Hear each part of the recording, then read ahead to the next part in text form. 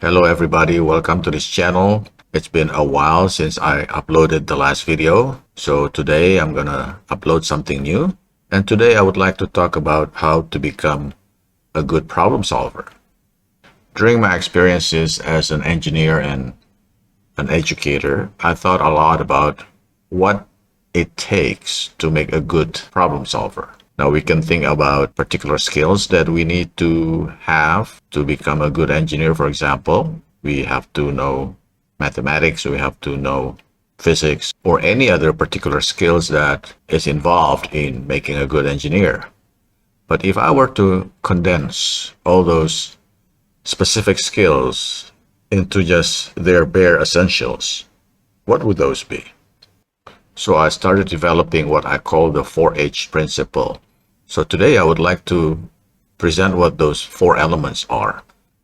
Each of those elements start with the letter H, as you might have guessed by now. So let's dive into this. The first element is head. You can think of head as representing many things. One, you can think of head as representing understanding of fundamental principles or the science. So for example, if I want to design a better car engine, I need to know the physics behind how a car engine works. I have to learn the basic principles in combustion. I have to know about energy transformation, how energy is transformed from one form to another. Or if I'm in the field of economics, I need to learn and really understand the law of demand and supply. Or in the field of mathematics, I need to know what the Pythagorean theorem is, and I need to learn the proofs of Pythagorean theorem. I need to know why it works, so on and so forth. We can also think of head as representing knowing the facts. So I call this the statistics. What is out there? What have people done in the past? What worked? What didn't work? What have people discovered? What are evidences out there of things beyond any doubt? So essentially speaking, I need to expand my database of knowledge. So it's not enough for me to know just mathematics, for example. I also need to learn economics. I also need to learn art. I need to know a few things about music. And the more I learn, the better I will be equipped to become a good problem solver. So a good problem solver is one who just know a lot. It also represents common sense. So we use this phrase a lot, use common sense, use common sense. But what is common sense? So common sense is not something that falls out of the sky. It's not something that just you pluck out of thin air. Common sense is acquired. Common sense is built upon knowledge and facts that we learn since we were young. And all this knowledge and facts accumulate and they form the foundation of our cognition. What might appear as common sense to one person may not appear the same to another person. So it really depends on what they know and how much they know. So in the words of Albert Einstein, common sense is the collection of prejudices acquired by the age of 18. So common sense is built after years and years of learning and experiencing things. So good common sense can only be built upon a great collection of knowledge and facts. The second element is hands. So this is our second H. Hands represent hands-on skills. So practical skills, things that you actually go out and do. And this is important because you can know something, but yet not be able to actually do it. For example, I can pick up a recipe book and I can learn everything that is written in the recipe book from page 1 to the last page. I can memorize all the ingredients that I need. I can memorize all the techniques that are written in the text. But that knowledge doesn't make me a chef. If I don't go into the kitchen and actually start making something, start applying these recipes using my hands and go out to the market to buy stuff and to actually measure stuff, to cut stuff and to cook them and then to taste them, unless I do all those things, which are practical skills, I will never become good at cooking. So practice is needed before we can build the actual skills that will allow us to apply what we have learned. Hands also represent street smarts. For example, going back to the cooking example, if the ingredients are already prepared for you in the kitchen, it's not too difficult for you just to use those ingredients and start cooking. But what if you are not given the ingredients? What if you have to go out there and find the ingredients yourself? So you have to know where to find them. You have to know how much they cost. You have to know what brands are out there, what alternatives are out. So these things you don't learn from the cookbook, but you can only learn by going out to the grocery store and find things out yourself. Hence also represents compromises. Okay, the cookbook says that you need so and so ingredient, olive oil, for example. But what if you go to the grocery store and they're out of olive oil? What if in your immediate neighborhood there is no olive oil available? Do you not cook, or do you find other alternatives? So being able to make compromises is also a skill that you must learn in order to solve problems. And these skills you don't learn in classrooms, for example. You don't learn from textbook. This is something that you just have to go out there and start learning by yourself. Hands also represent talent. So it is true that certain people just learn things faster than others.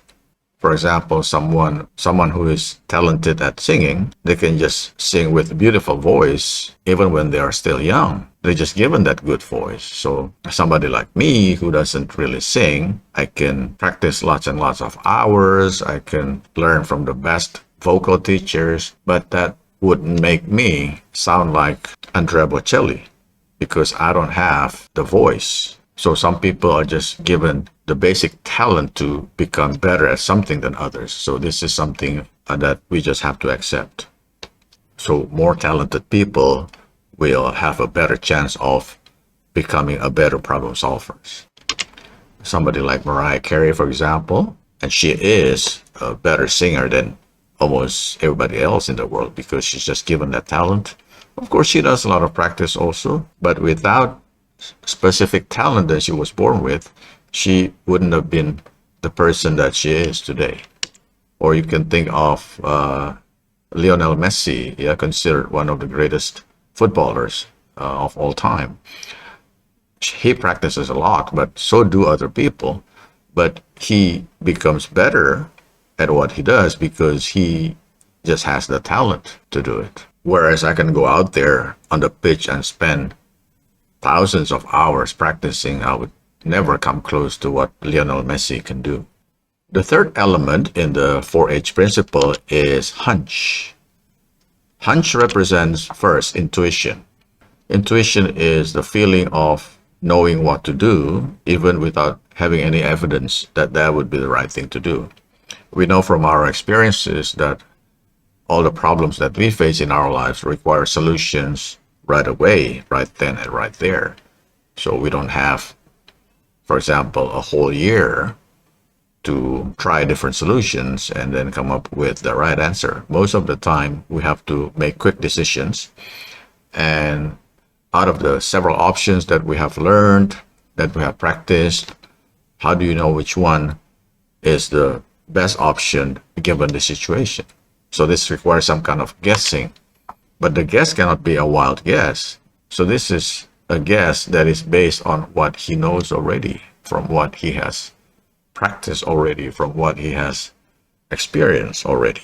So good intuition does not come out of nowhere. It must be built, and it must be built upon prior knowledge and things that you have practiced before. Hunch also represents improvisation.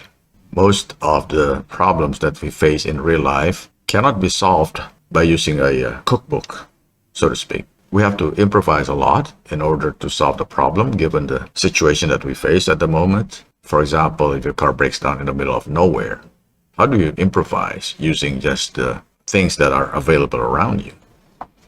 Hunch also represents creativity or ingenuity, and this is also, of course, related to improvisation. Sometimes being creative doesn't mean that you have to create something totally new, but you can actually use an old skill and find a new use for it. So you can use a set of skills that you learn in one field and apply it to solve a problem in another field. So in essence, you are finding a new use of an old set of skills. So you have to have a transdisciplinary kind of problem-solving skills. The more you are informed in many fields, the more likely you are able to use different sets of skills and use those in different types of problems, in different types of situations. And this is also one of the reasons why we teach so many subjects in school. So we educate kids to learn a lot of knowledge in different subject matters and learn different skills in different subjects. We want our students to be learned in languages. We want our students to be learned in sciences, in mathematics, in arts, in music, in physical education. We just basically want our students to know a lot, because who knows the skills that develop in these different areas that actually contribute to how they solve problems in the future. I'm just going to give you one example. One example is spacecraft sunshield. You know, many spacecraft out there, they need to be protected from solar radiation. Here on Earth, we are protected from solar radiation by our atmosphere. But spacecraft that are launched and are sent into space, they are not protected by the atmosphere. So, and the electronics on board of this spacecraft are very sensitive to solar radiation. So for a lot of these spacecrafts, space engineers develop sunshield that will protect the spacecraft from solar radiation. Now, but these sunshields are huge. These are very big structures. Sometimes they are the size of a football field. So how do you deploy something large into space? Because the rockets that they launch are not as big as the structures that they need to deploy. So in this case, space engineers resort to a very old ancient form of art, which is origami. They actually have to ask origami experts to come and teach them how to fold the structure, put it inside a rocket, and to deploy the structure once they are in space. So this is a good example of how a set of skills learned in one field can actually be used in a creative way to solve a problem in another field. A strong hunch is something that must be trained. It's something that we're not born with, but something that must be developed based on what we know and how much experience we have. And lots of research in neuroscience have shown just that. So how much you can go outside of the conventional solution and find new creative ways to solve problems. Well, research has shown, this is research in neuroscience, has shown that how much you can imagine into the unknown depends on how much you can recall from the past. This is one research that I was able to find online. So this is one among many other similar researches. So I'm just going to read the basic finding here. Yeah, this work has revealed striking similarities between remembering the past and imagining or simulating the future, including the finding that a common brain network underlies both memory and imagination. So clearly, our ability to predict into the future depends a lot on how much we know from the past. So if we know very little, if we have very limited knowledge, then our ability to imagine and solve unfamiliar problems also will be limited. So strong intuition can only be obtained if you have prepared yourself with lots and lots of knowledge, and you have done lots and lots of practice, and you have experienced lots and lots of different types of problems. The more you have of those things, the more you are able to come up with creative and innovative solutions to a problem. And last but not least, the fourth element is heart. Heart represents passion. The more passionate you are about something, the more likely you are willing to learn more, the more likely you are willing to practice more, the more likely you are willing to equip yourselves with more knowledge from other areas, from other fields, and the more likely you are to develop strong intuition. So passion is important in problem solving. It also represents work ethics. Are you disciplined enough to go through the exercises, to go through the routines, to learn new things, to just hang in there until you get the things done? You can think of heart as also representing confidence. Experiences have shown that the more confidence you have, the more likely you are to become successful in solving a problem. Confidence will give you hope, and that hope will lead you to try harder to find new ways to solve problems. Heart also represents perseverance. Are you willing to hang in there until you solve the problem, or do you try only once and twice and give up? Yeah, sometimes finding a solution to a problem is just a matter of hanging in there. So people who have the mental toughness to go through the challenges are usually the ones who are more likely to persevere and to come up with the solutions at the end. So that's the 4H principle. So those are the 4 elements, the core essential elements that I think must be developed to become an effective problem solver. So if you're an educator and you are teaching students, these are the 4 elements that you are training your students to develop, and everything else that you can think of, you can put under one of these 4 elements. So I hope this has been useful for you. I thank you for your attention. I hope to see you again in the next video.